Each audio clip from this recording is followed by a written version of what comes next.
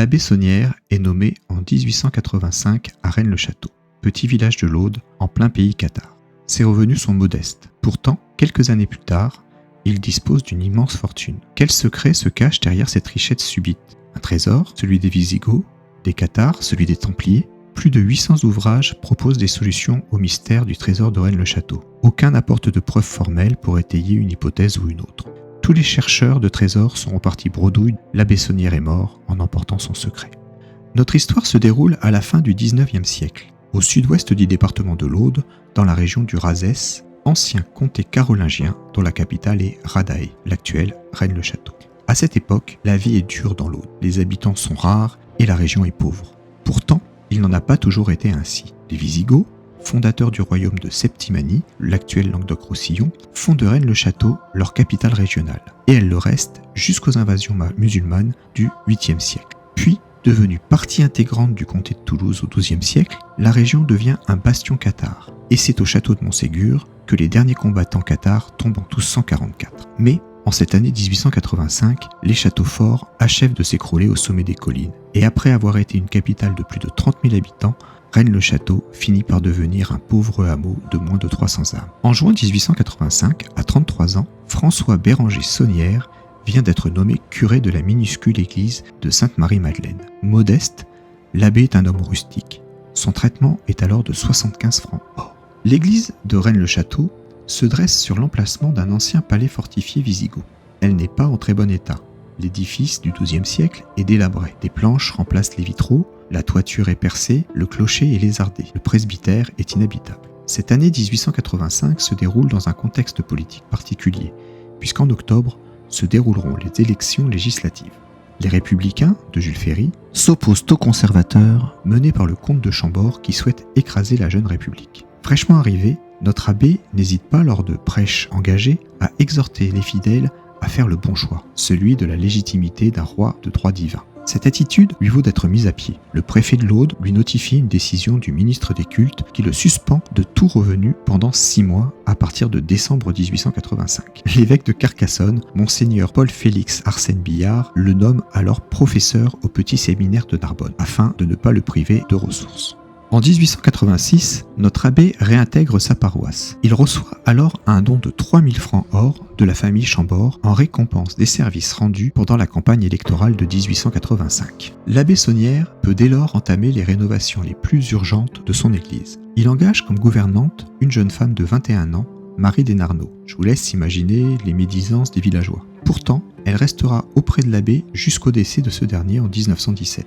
Elle deviendra alors sa légataire universelle, elle décédera en 1953 en gardant le secret. En 1887, une paroissienne, Marie Cavaillé, fait don d'un nouvel autel à l'église. Le montant de cette dépense est d'environ 700 francs or. L'abbé entreprend donc de faire déposer l'ancien autel. Il s'agit d'une épaisse dalle en pierre dont une extrémité est scellée dans le mur de l'église, tandis que l'autre est soutenue par 2 colonnes dont une sculptée. En faisant soulever la lourde dalle par 2 habitants du village, l'abbé Saunière a la surprise de découvrir que la colonne sculptée est creuse. 3 tubes en bois scellés de cire reposent dans une cavité. Qu'y a-t-il dans ces tubes ? On a parlé de 4 parchemins. On évoque un arbre généalogique, un testament, des documents religieux. Certains documents ont été présentés. Ils ne sont rien d'autre que la transcription de passages de l'Évangile, rédigés en latin dans une écriture archaïque et assez étrange. Ces manuscrits laissent apparaître des détails inattendus. Des lettres ont été rajoutées au texte, certaines sont remplacées par des points, d'autres enfin ont été déplacées. Cependant, l'authenticité de ces documents reste très discutée. Pourtant, il est certain que l'abbé a bien découvert des textes. Les 2 villageois ayant aidé à la dépose de l'autel l'ont confirmé. Après cette première découverte, l'abbé Saunière reprend les travaux. Il commande de nouveaux vitraux. Lors de la restauration du carrelage de la nef, à la suite de la décision de procéder à l'installation d'une nouvelle chaire, il découvre, avec l'aide de ses ouvriers, une dalle sculptée, dite dalle du chevalier. Cette dalle mesure environ 1,30 m de long, 70 cm de large. Son épaisseur est relativement faible, 8 cm. Détail curieux, la partie sculptée de la dalle repose sur le sol. Seule la partie lisse est donc visible de l'intérieur de l'église. On peut y voir 2 scènes, qui se déroulent toutes 2 dans un lieu voûté ou dans une crypte. Sur le panneau de gauche, un chevalier, sur sa monture, sonne du cor de chasse, tandis que son cheval abaisse le col pour s'abreuver dans une fontaine. Sur le panneau de droite, un autre cavalier brandit un javelot ou un bâton de pèlerin et porte un enfant sur son arceau. Sous la dalle, nouvelle découverte. Une houle, c'est une marmite en vieux français, est remplie de pièces d'or. L'abbé prétexte qu'il s'agit de simples médailles religieuses sans valeur. Il renvoie donc ses ouvriers et s'enferme dans l'église. Il y reste pendant au moins une semaine, 10 jours dit-on, et en interdira l'accès tant qu'il le pourra. Lors des messes, les fidèles découvrent des planches de bois recouvrant le sol en divers endroits. Il semble bien qu'une crypte ait été découverte sous l'église, mais nous y reviendrons un petit peu plus tard. Faisons un bond dans le temps, nous sommes maintenant en 1891. L'abbé décide d'aménager à ses frais un petit jardin près de l'église. Au centre, il installe un calvaire. Au pied de ce calvaire, il dispose la fameuse dalle des chevaliers. Elle se trouve aujourd'hui au musée de Rennes-le-Château. Mais cette fois, la dalle est déposée face au ciel, et non comme dans l'église, où, je vous le rappelle, on ne pouvait pas voir les gravures. Face à ce calvaire, l'abbé fait placer le pilier gravé, vous savez, celui qui soutenait l'autel. Cette fois, il est surmonté de la Vierge de Lourdes, vous savez, cette Vierge toute bleue.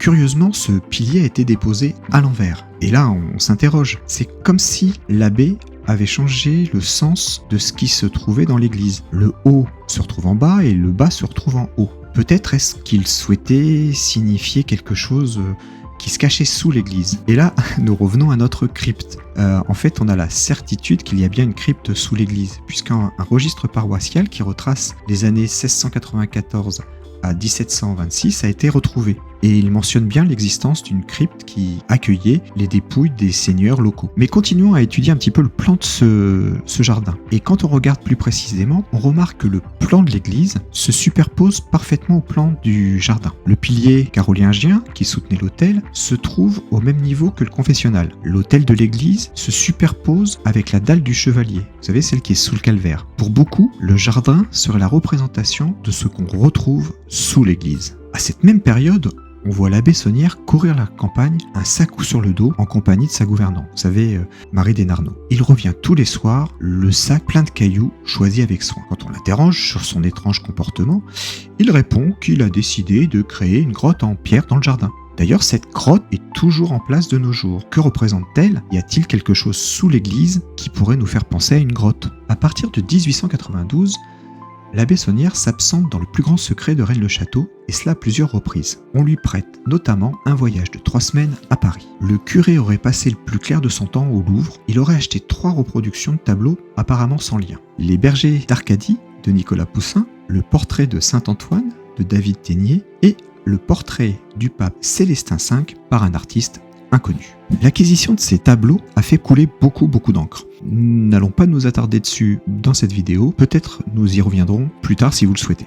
Autre passe-temps étrange de l'abbé, toujours aidé par sa servante, il commence à creuser dans le cimetière contigu à l'église en bouleversant l'agencement des tombes. Au fond du cimetière, près de l'église donc, se trouvait la pierre tombale de Marie de Négri d'Albe, morte en 1781, épouse de François Hautepoul, le seigneur de Rennes-le-Château. Une nuit, donc aidé de Marie, il déplace ses tombes de l'autre côté du cimetière et en efface soigneusement les inscriptions.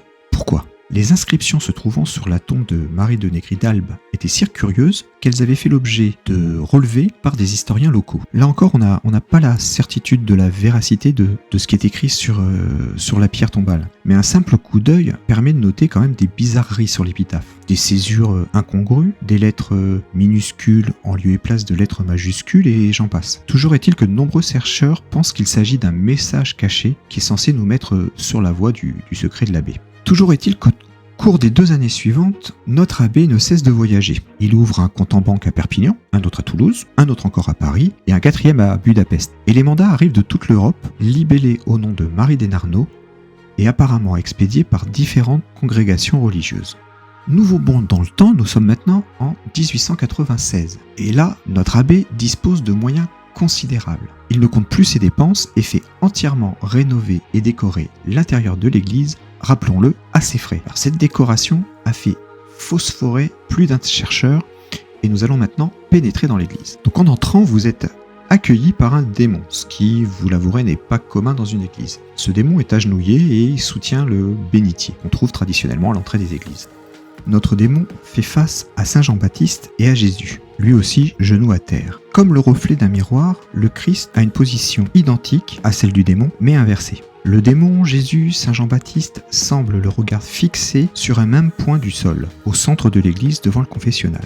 Pour de nombreux chercheurs, ce démon qui nous accueille, c'est Asmodée, le gardien du temple du roi Salomon, celui qui garde les trésors. Étudions maintenant les statues à l'intérieur de l'église. Par ordre d'apparition, nous avons Sainte Germaine, Saint Roch, Saint Antoine l'Ermite, Saint Antoine de Padoue et sur la chaire, Saint Luc.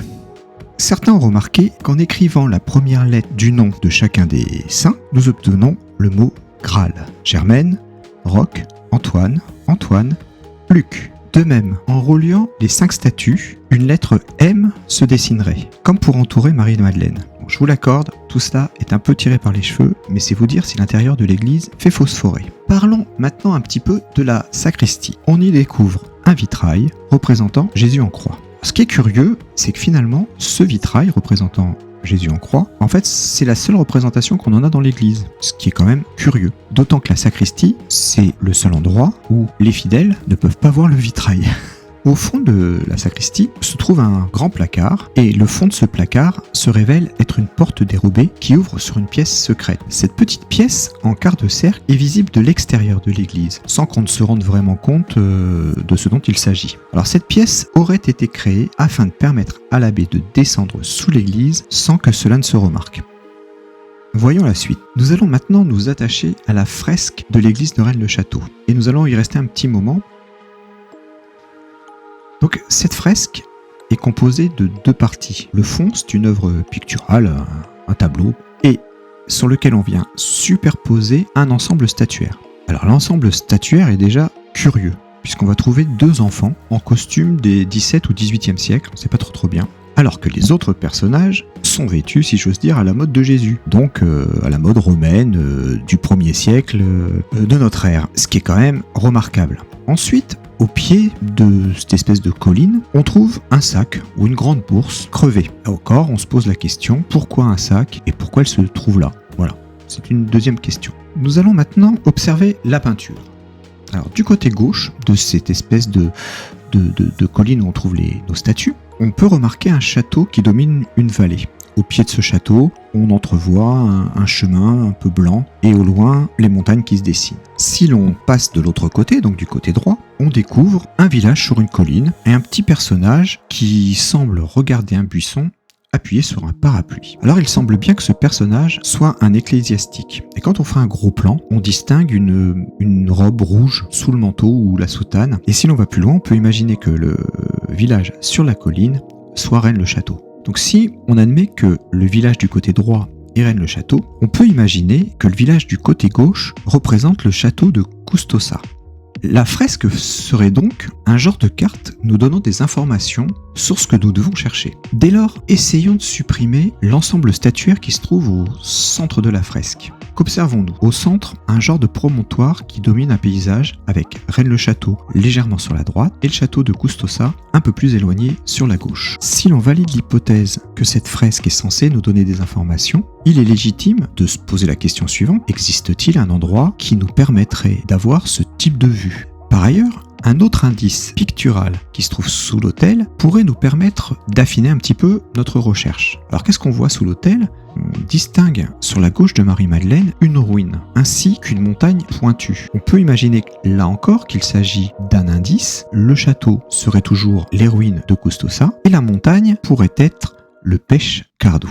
L'idée, c'est de se mettre sur Google Earth et de regarder si on peut trouver un point qui cumule tous ces éléments. Eh bien, il y en a un que j'ai intitulé « Point de vue du centre de la fresque » où quand on regarde, on a donc bien Rennes-le-Château sur notre droite, on a donc bien le château de Custosa sur notre gauche. Si on regarde un petit peu les distances, on a une proportion de 2 entre la distance centre-fresque Rennes-le-Château et la distance centre-fresque Custosa, ce qui correspond à ce qu'on observe sur la fresque. Secondo, quand on observe ici au centre, on se retrouve bien avec un espèce de promontoire qu'on voit très bien. Dernier point, si on fait pivoter la carte, on se rend compte qu'on est face au mont Cardou et que sur notre gauche, on trouve le château de Custosa. Muni de ces informations, on peut essayer de situer notre petit personnage. Et notre petit personnage, sur la fresque, fait un angle de 20 degrés avec le centre du village. Et si on le reporte, on se rend compte que 20 degrés amènerait notre personnage dans cette zone. Et cette zone correspond, je vous le donne en mille et mille, à une zone d'éboulement. Donc notre petit personnage voudrait donc nous montrer cette zone d'éboulement qu'on observe très bien sur Google Earth, Google Maps ou des photos aériennes. Continuons donc notre histoire. À partir de 1898, l'abbé Saunière fait l'acquisition de terrain autour de la commune, ce jusqu'en 1905. À partir de 1901, il entreprend de grands travaux. C'est tout d'abord la Villa Béthanie, puis la tour Magdala, qui sera suivie par la construction de la tour de verre. En 1906, les travaux sont terminés, commence alors une vie mondaine sur laquelle nous ne nous attarderons pas. Alcool et bonne chère auront raison de notre bon abbé, qui décède le 22 janvier 1917. Il s'effondre alors qu'il se trouve sur la tour Magdala. Inquiète de son absence prolongée, Marie Desnarnaud part à sa recherche. Elle finit par le trouver. Pour chercher de l'aide, l'abbé est finalement ramené au presbytère. Il reprend progressivement conscience, mais sentant ses dernières heures arriver, il demande à Marie d'aller quérir son ami, le prêtre d'Espéraza, Jean Rivière. Alors ce dernier se rend au chevet de son ami et l'entend en confession. La confession ne dure pas moins de 4 heures. Et ce qui est vraiment très très curieux, c'est que Jean Rivière refuse de donner l'extrême-onction à Béranger Saunière, qui décède dans la nuit. Finalement, Jean Rivière reviendra le lendemain et donnera à l'abbé Saunière les derniers sacrements post-mortem. Il est dit que tout le reste de sa vie, le prêtre d'Espéranza sera habité par une tristesse et une lassitude incompréhensibles. Béranger Saunière repose aujourd'hui dans son domaine de Rennes-le-Château, sans avoir dévoilé son secret. Alors la question qu'on se pose, que tout le monde se pose, c'est comment ce petit abbé est devenu si riche et d'où provient l'or de Rennes-le-Château. Alors ce qu'il faut savoir, c'est que dans la région du Razès, l'or ne manque pas vraiment. Au début du siècle, on retrouve près de Rennes-le-Château une dalle en or qui pèse près de 20 kg et qui est constituée de monnaie fondue, la plupart arabes. On en découvre une autre de 50 kg et en 1928, les restes d'une grande statue en or sont mis au jour au bord d'un cours d'eau en aval de Rennes. Et puis il y a aussi des légendes dans cette région, par exemple celle du berger Ignace Paris. Ignace, c'est un berger qui conduit son troupeau sur le plateau de Luzé en contrebas de Rennes-le-Château. Et un jour de 1645, une de ses brebis tombe dans une crevasse.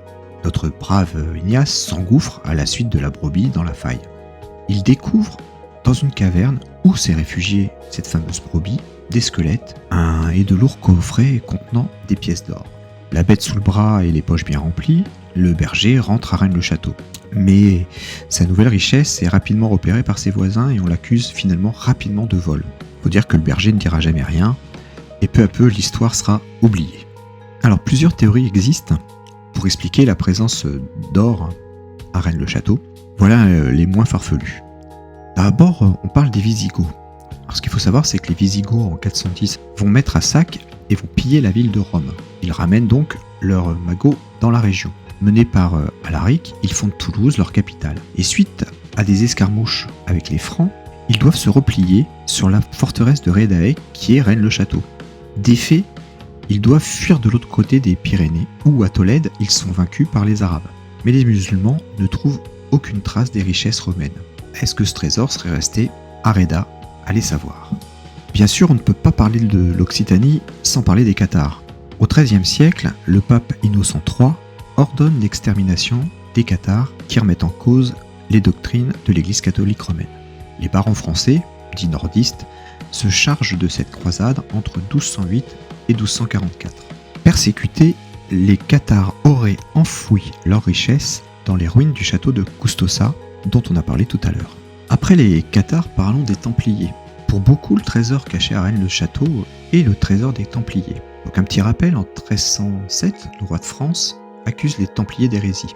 Les plus grands dignitaires de l'ordre sont brûlés en place publique. Philippe le Bel souhaite renflouer les caisses du royaume, comme quoi c'est pas nouveau, et mettre la main sur le trésor. Toutefois, le trésor échappe totalement au roi et se perd dans la nature. La piste revient une fois de plus dans la région de Rennes-le-Château, où Bertrand de Blanchefort, premier maître templier, avait une place forte. Plus terre à terre, on parle aussi d'une fortune locale. À la Révolution française, plusieurs grandes familles de la région auraient confié leurs biens à Antoine Bigoud, curé de Rennes-le-Château, entre 1774 et 1790. Celui-ci les aurait cachés quelque part sur le territoire de sa paroisse, mais l'abbé, qui va fuir les persécutions en Espagne, laisse toutes ses richesses derrière lui. Dernière théorie, beaucoup moins romanesque, on parle d'un trafic de messes dont la rémunération aurait alimenté les divers comptes bancaires de l'abbé, ce qui lui aurait permis de rénover son domaine. Est-ce suffisant ?